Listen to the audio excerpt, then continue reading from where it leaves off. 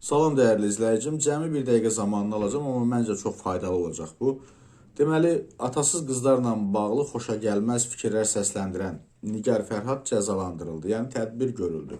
Nəyin nəticəsi idi? İctimai qınağın. Deməli, biz ətrafımızda baş verənlərlə bağlı ictimai qınağımızı ortaya qoymaqla daha böyük nəticələr qazana bilərik. Amma bir şərtlə ki, qarğış, söyüş, təhqir olmasın.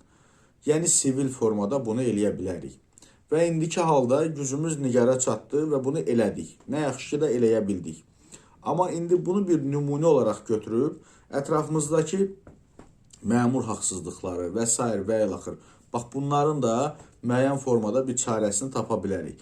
Yəni, ictimaiyyətin rəyi demək ki, yetərincə önəmlidir. Sadəcə ictimaiyyət, belə deyək də, o ağzına su almağı kənara qoymalıdır, artıq öz fikrini bildirməlidir ki, ətrafda xüsusən məsələn bölgələrdə nə qədər sosial problemlər var. Amma bölgələrdə sosial problemlərdən də çox son vaxtlar baxıram bu icra başçılarının, məmurların trolları var. Amma o trollardan fərqli olaraq haqqı tapdanan insanlar, belə deyək, səslərini çıxartmalıdırlar. Bildirməlidirlər ki, mənim bu problemim var, filan məmur eləyir və s. və ilaxır. Biz bunu eləsək, həmin o yaltaq ordusu var, troll ordusu.